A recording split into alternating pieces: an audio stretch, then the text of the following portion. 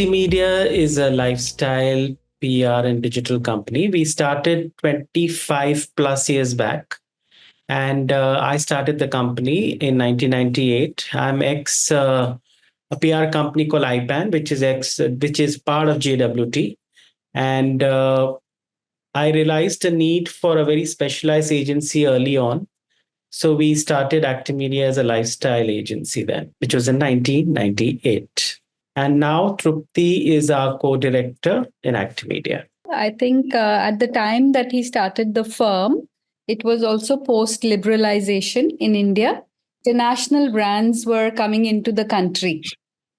So there was a plethora of options in front of the customer.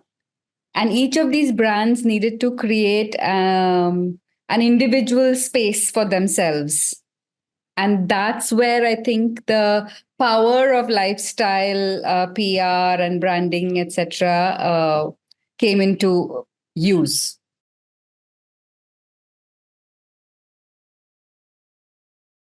And there were a lot of brands coming into India, and they were completely lost because India didn't have any brands prior to that.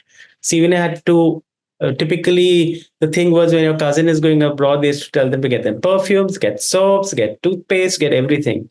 And today, if you look back, if you ask your cousin, if a cousin or family asks you, "What do I get you?" You say, "Oh, actually nothing. Everything is available in India today." But in those days, what was happening was the brands were coming in and they really didn't know the market. India is very, very diverse.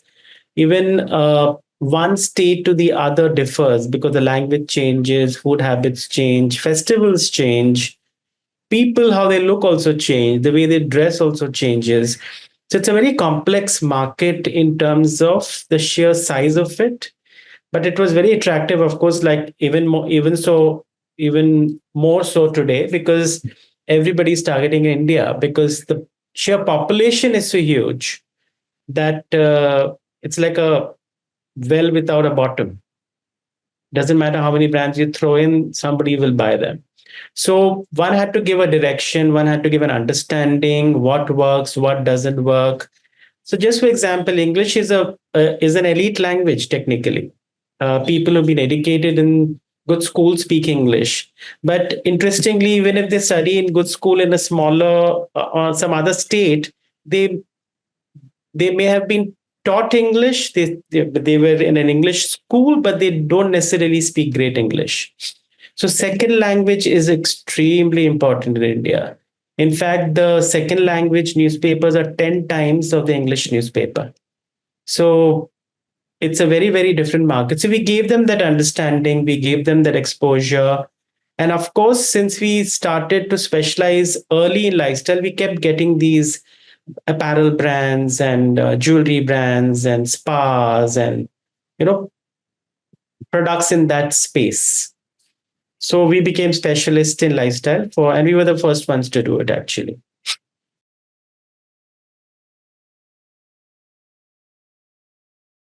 India is actually currently the fifth largest economy in the world.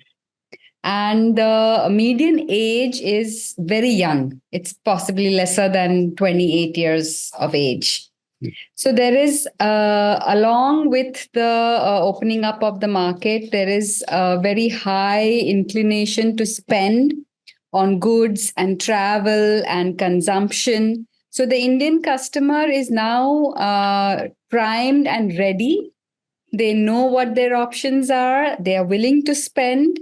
So it's a very, very attractive market for anybody who's looking to invest in India.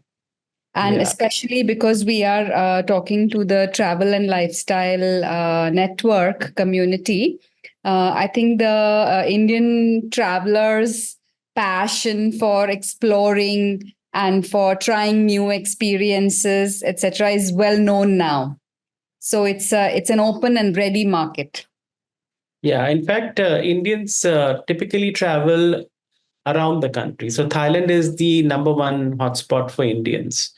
But for a certain set of Indians, and when I say certain set, it actually means crores of Indians who are actually going abroad, exploring Europe, exploring Americas, exploring other countries, Australia, New Zealand.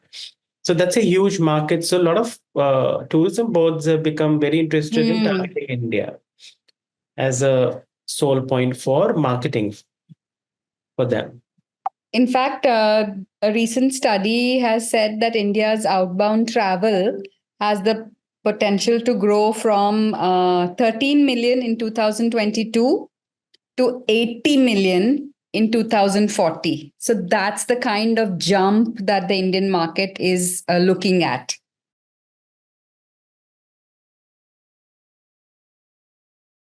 First and foremost, thank you for accepting us in the network, of course.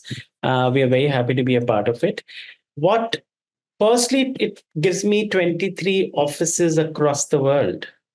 Just by a stroke of signing up with them, it gives me 22, 23 countries and wonderful PR independent professionals who come with their own expertise to add to our expertise.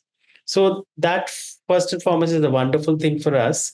Secondly, we also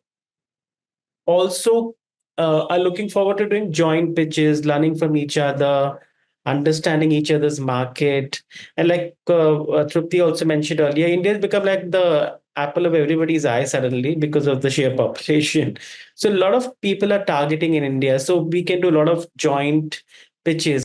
So it's creating that network which is becoming stronger. So it's really wonderful. Trupti, you may want to add some. Yeah, and to come to the second part of your question, what are we looking to offer to the community? I think today India has a very rich and talented talent community that we can access and provide services to You the went mute, 23 other Trupti. partners. So we can offer them from content writing to website creation to any of the PR services today, with work from anywhere becoming an option, where the services are created and where they are delivered are quite independent. So we are happy to provide all of that. And also, of course, with our experience of 25 years and more in India, we can provide consulting to our partners on how to access the Indian consumer, how to make their brands, tap into this vast pool of Indian consumers that are willing and ready to spend. So that's what we're looking to contribute. So very, very happy to be part of this wonderful network, actually. Yes. And we'd like to make it a win win relationship.